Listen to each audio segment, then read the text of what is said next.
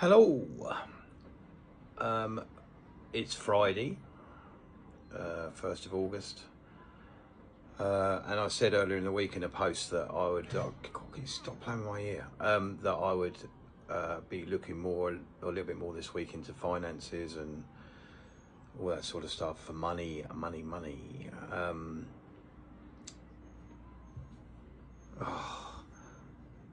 I always get something wrong. I never quite get it right. There's always something wrong. I've got my t-shirt on inside out. I'm just gonna go and change my t-shirt into the right way. Unbelievable. By the way, before I go and change my t-shirt, people have asked me about that boat there. I mentioned in one of my intro videos right at the start of all this tick-tack-tock thing that I've only ever been involved in one boat that we own, and that was owned by my dad, and he was actually lost at sea and died, sadly, and it was in that boat. It was called a Pilot 590. It was 21 foot long, and that's a picture of us. I don't know if you can see, but it's a picture of us in happier times, all going out in it. I'm there somewhere with my brother and brother-in-law and my dad at the helm, which is the steering wheel bit. Official term, the helm,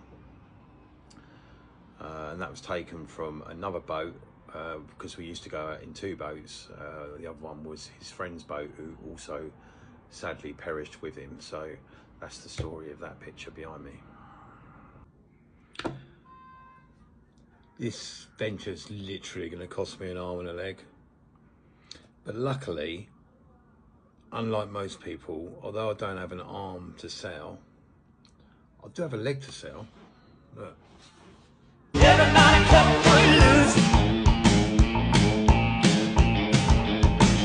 Metal Mickey. Bionic Man. Can't sell it though. If I sell it, I won't be able to walk onto a boat, will I? Okay, so here's the serious bit from the week. So as I said earlier earlier in the week, I'm going to look at finance a bit more this week.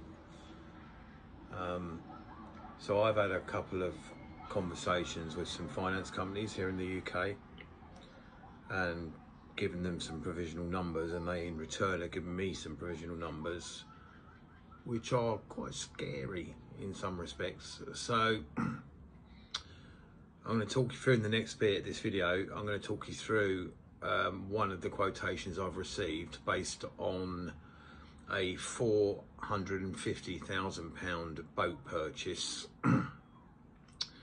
with me trying to find from elsewhere a 50% deposit, which for the mathematicians amongst you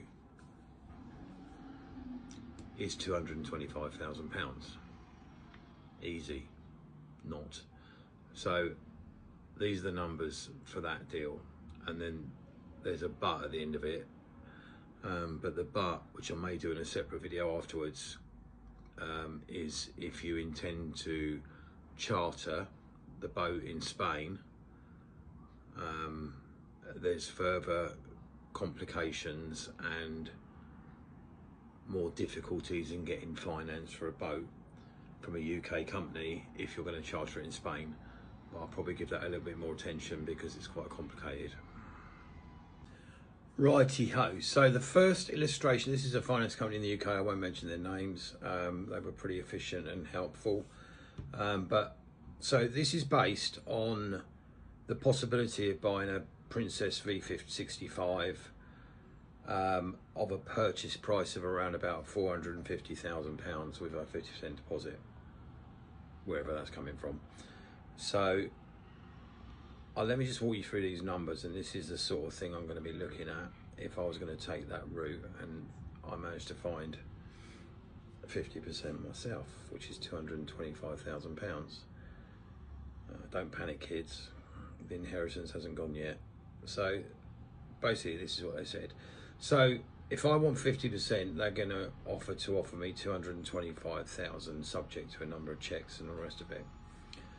So firstly, there's an arrangement fee of £1,350 plus VAT.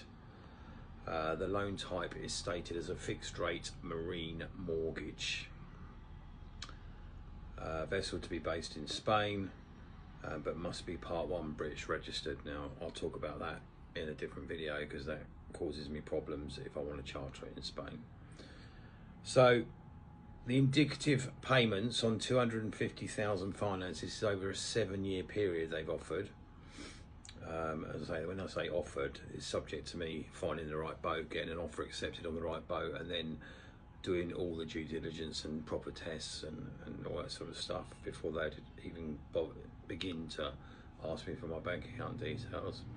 So repayments on that monthly are £3,709 a month to pay back that finance, and that's based on an APR of 10.49%. So if I borrowed half the money for a £450,000 boat, it's going to cost me best part of £4 grand a month before I've even started. So a lot of money. So that's only the first quote I've had. I'll be getting more, and obviously I don't actually know how much the final purchase price of the boat is yet and what boat I'm going to get, because if I can't find the deposit, or I can find less deposit, like 30-40%, obviously that monthly payment will go up, because I'll be paying back more, and I don't know whether I'm going to get extended over more than 7 years, because 10 would be ideal. But then for the age of boat that I can afford for 450 grand and the quality of boat, I'm not sure they're going to lend me over 10 years. So interesting start. I'll mention the Part 1 registered UK boat bit in a minute, not in a minute, but on another video over the weekend. So that's the sort of numbers we're beginning to look at. So once I've got more quotes from people and more idea of, well, generally wherever I go, that's roughly what it's going to cost me for that sort of boat, I've got some decisions to make, because I've either got to find an awful lot of money myself and make sure I can cover the monthly payments, or I go for a cheaper boat and take less risk, but then obviously that impacts the chartering opportunities and revenue opportunities and that sort of stuff. So here we find the first dilemmas. So there you go, that's some numbers for you.